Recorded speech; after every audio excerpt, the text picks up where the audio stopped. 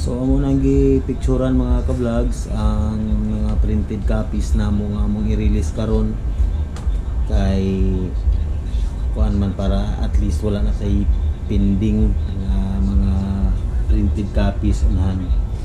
So parehaan sa amo ang sabot is A4 size and 5R size lang i-release, pero nga kung gibuhat is puro na siya A4 size nga ko ang gi-print para at least solid.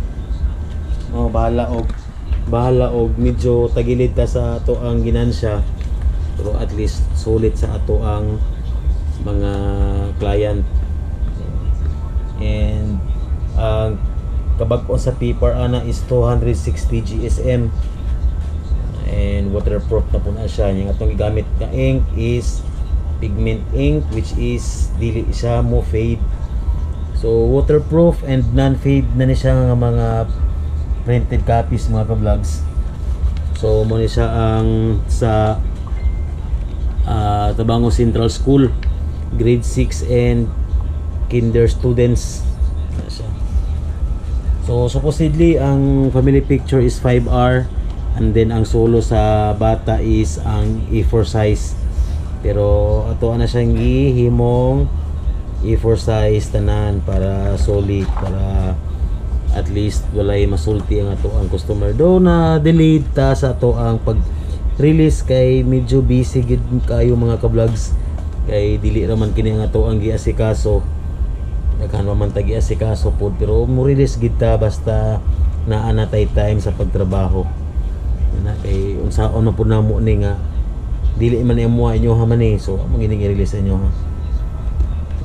Okay, so daghan ang kuan mga ka-vlogs, daghan ang mga pictures nga i-release nato today, no? Kay kuan man ni siya double booking man kinder ug ang grade 6. So amo po siyang gi-document kay iwas pod may reklamo ba nga mo ingon nga wala na release ang photo, pero ato gyud siyang gi-release para ato lang siyang gi-document. Humanag pictures inday ganina sa grade 6. So ang ato ang na-cover karon sa video is ang kuan lang ang kinder students. So naasay nag-avail og frame. So muna ang ato ang quality sa atong frame ini kuan na siya mga ka-vlogs, wooden frame. Gaan na siya, gaan. So pagbabook nila nag-add-on lang sa daan, and ang actual ani mga ka-vlogs is ingon ani. So inani ang iyahang quality. So ato model diha is nga ko ang anak sa pre-moving up nila pagka kinder nila. So muna siya ay sample. So para makakita mo sa actual size nyo atong dangawon, ana siya nya kabag-on.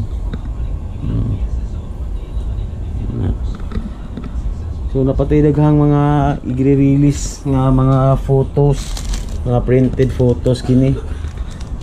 Mao ni sa kabag-on nga atong i-release mga ka-vlog sa katuning mga on the spot nga nagpa-book nga nagpa-picture sa amoa, which is ang amoa sa mga kaila. So kami nalay personal nga mo hatag ana sa ilaha para tulo na ka-book day.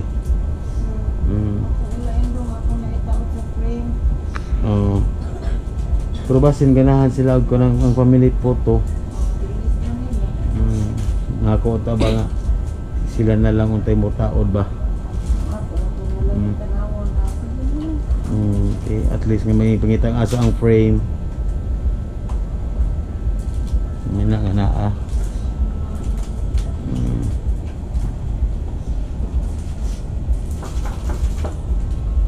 Sumuong ato ni ka-vlog sa muna nilang amo na siyang ihatod sa kang Ate Jacel, kay siya may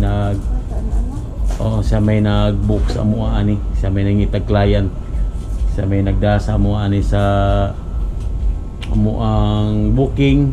So muna nga siyempre sa ang amo ang rule diri mga ka-vlogs, basta kung magpa-book ka or ikaw may sa booking na kay mga freebies, mga free printed copies, no?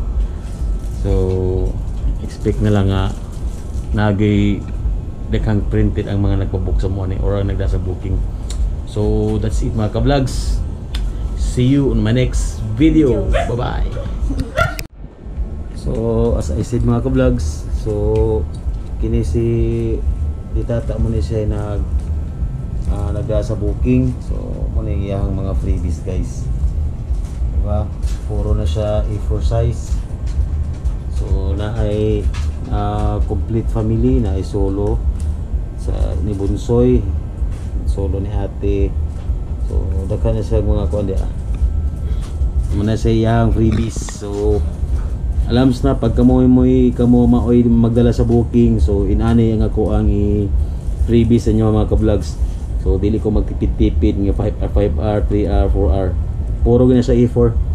So kung dako ang inyong mabuki, so siguro ato pagka pinag-frame phone.